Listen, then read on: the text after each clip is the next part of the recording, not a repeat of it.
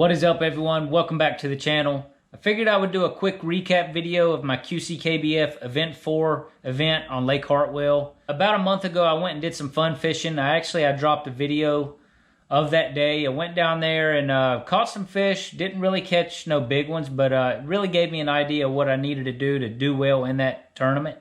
I was pretty excited going into this tournament. I just chose to kind of fish some history, which sometimes that's not the best thing to do. I mean, I was in a decent area, but I just don't think it was on the day of the tournament. Friday before the tournament, I was able to get out on the water and get an idea of what I wanted to do. Went and searched some areas out. Found some good-sized fish. They were kind of roaming around in an area. Tournament day it was kind of a weird day. Weird weather, you know, like overcast all day, no wind, a little bit of rain. It just made it to be a very frustrating, weird day to kind of figure out what the fish were doing since they were kind of roaming around all day. In this video, though, I'm going to show you kind of how my day went and kind of how I was able to kind of get the fish that I did. So let's get into it. So tournament morning, we launched at 5:30. This was actually a couple hours later in the morning. I wanted to start on this natural area and throw a lot of topwater because the day before I actually came through this area and I noticed a lot of big fish that were cruising shallow.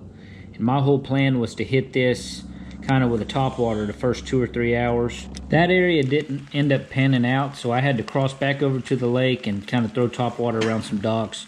Caught my first fish right here. So then I kept throwing a lot of topwater in this same area. Rain started coming in. I had to kind of get my rain jacket on and ended up catching another fish on topwater right here.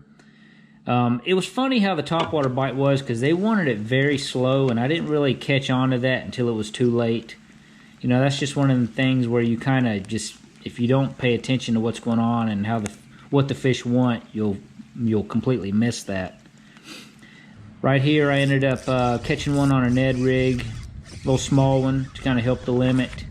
Well, I got one. And later in the day, I kind of found some fish. Later, the dock bite really wasn't good until the last hour of the day.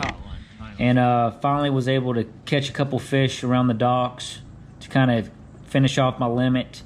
I think I had like 55 inches with 4 fish, so it was completely terrible. But was able to squeeze out a limit with how tough it was.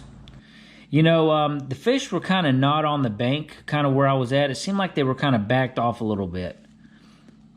And that's just one of them things where you got to really pay attention to that and take advantage of that and make some changes in tournament day. So that's kind of how my whole day went. I mean, it's been a very frustrating season so far with QCKBF. Just haven't been able to put nothing together.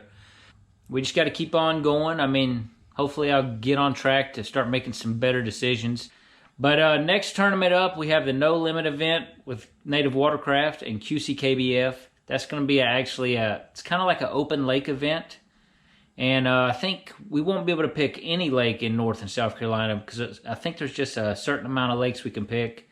I'm probably going to stay local on that just because I got to think about the numbers game on that. Well, thanks for watching. Y'all have an awesome day. See you on the next video.